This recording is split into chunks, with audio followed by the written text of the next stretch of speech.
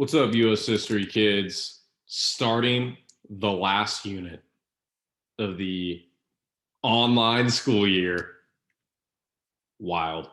Um, hey y'all. Never too late to like and subscribe, right? As we finish this up. This last unit, we are going to talk about the 90s all the way up to the pandemic. We're covering about 30 years of history here in the final few weeks of school. Today, we're going to stick to the 90s. You know, the decade when your teacher was born. Legendary. What a time to be alive, people. Let's get into it. So, quick recap, right? The US enters the 90s on a high note. The Cold War is now over, and the US reigns supreme and really stands out as the main kind of superpower of the world, right? George H.W. Bush, you'll hear the Bush family name again pretty soon, who was Reagan's vice president during the 80s, takes over and wins the presidency in 88, and leads us into the new decade. One-term president, middle of the road. We'll find out why he was only a one-term president. Pretty unremarkable, just kind of middle of the road. The big event of his presidency, and in many ways a foreshadowing event when we start getting into the 2000s, is the Gulf War that occurs in 1991. It's a really short war. It only lasts a month, and it's a very short military intervention. But it's probably our most serious military intervention since Vietnam. And it foreshadows a lot of our involvement in the Middle East, and as well as kind of our reliance and dependence on oil.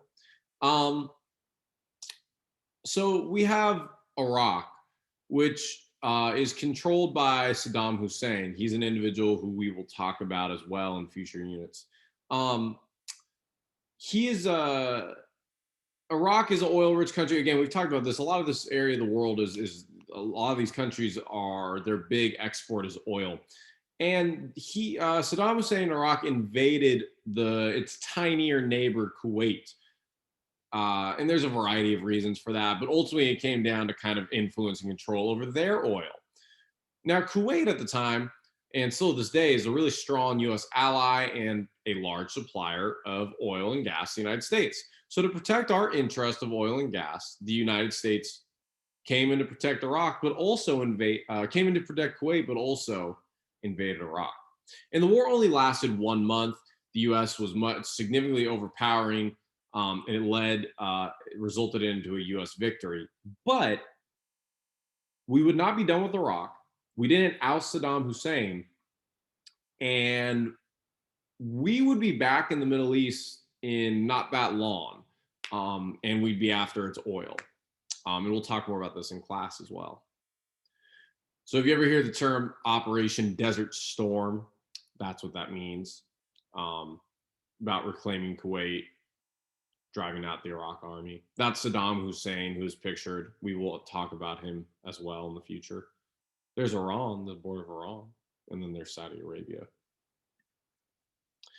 Included some memes because, you know, you got to do it for the memes. And so then we get, after kind of the one really big moment of George H.W. Bush's presidency, we get into the Clinton presidency. He was a Democrat from Arkansas, which is in the South. He wins the election in 92 over the incumbent Bush because Bush alienated a lot of Republican voters by raising taxes. Again, we kind of talked about, you know, slightly with Reaganomics, the idea of lower taxes, right? And so that's like a Republican ideal in policy, right? That's to this day is pretty important for Republicans. It's their biggest thing is lower taxes. And because, you know, he raised taxes, Bush got ousted, right? Clinton's presidency sees a lot of improvements in healthcare, international trade, overall economic growth, and was also able to avoid military conflicts. The 90s in general are pretty chill. We'll talk about that compared to some of the past few decades. While he's considered an above average president, much of his legacy is haunted by the sex scandals that have occurred even before he was president when he was a governor of Arkansas.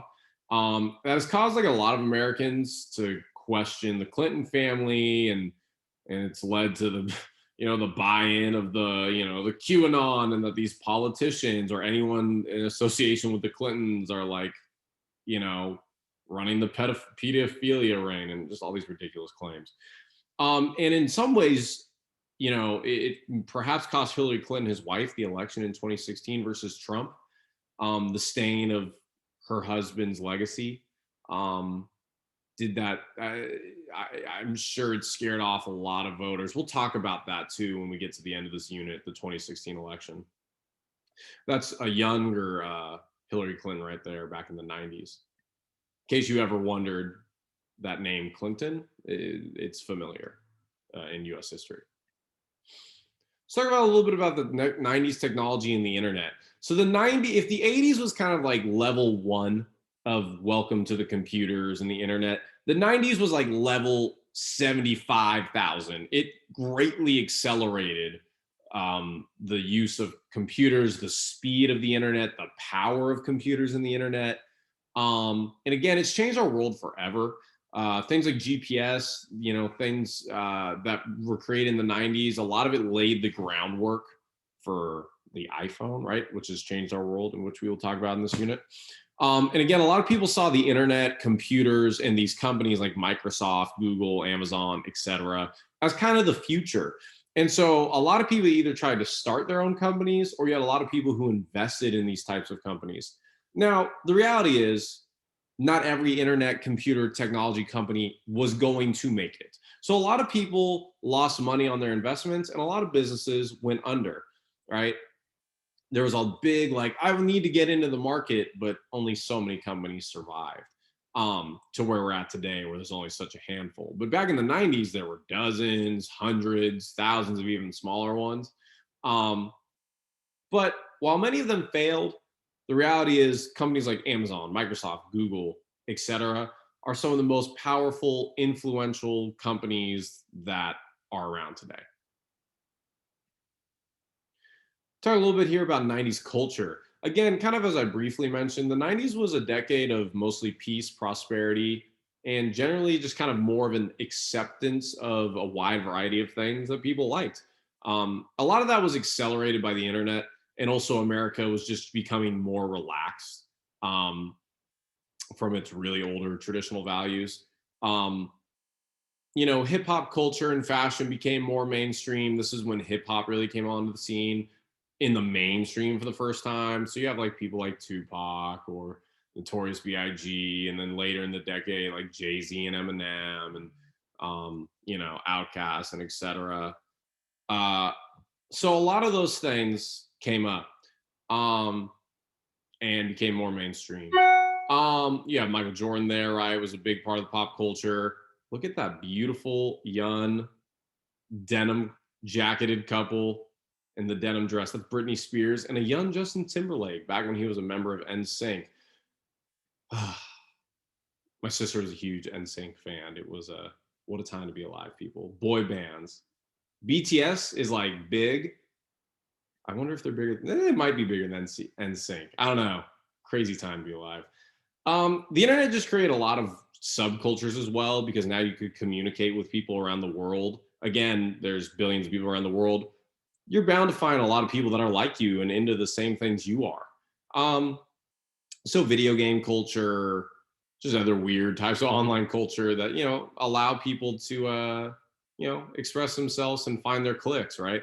I've included some big companies here like Blockbuster, RIP, Nickelodeon, foundational. We should have a ranking. That should be a test question. Rank your Nickelodeon cartoons all time.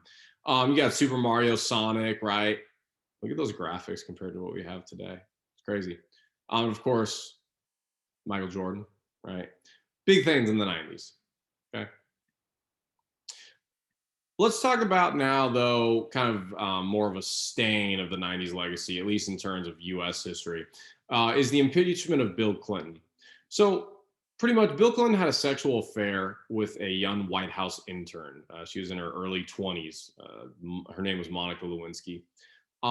Bill Clinton infamously, when this news leaked out, Bill Clinton infamously addresses the nation saying, I included in that GIF, he has never, and I quote, he has never had sexual relations with that woman. That's what he said. He's like, I have never had sexual relations with that woman. Yeah. And he lied. Other reports then kind of surfaced claiming that President Clinton had committed sexual assault and had affairs in the past, like when he was governor of Arkansas. And the news was really shocking to the nation because since Nixon, there had been kind of this slow rebuilding of trust. Every president becoming a little bit more likable and seemingly a little more trustworthy. But when this happened, right?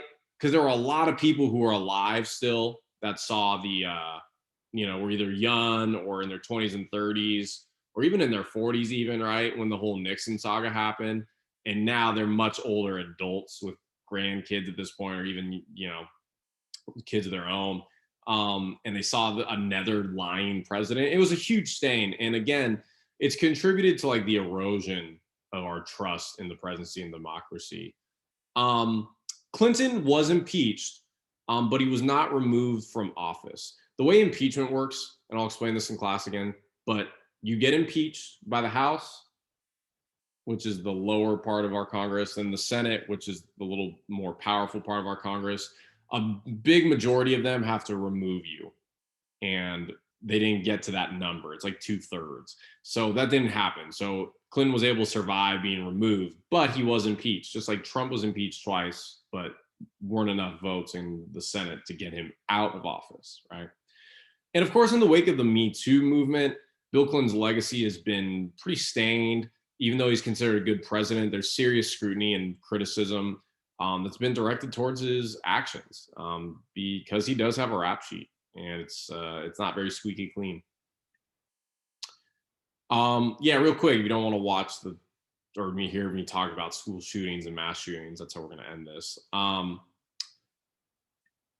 part of your homework assignment is going to be discussing gun violence in this country. So this event, which was Columbine High School Massacre, is, I would say, if we look back in U.S. history, is kind of the event that was the snap point, the trigger. Really, since this point, the United States has had to deal with mass shootings and school shootings as a terrifying part of our reality.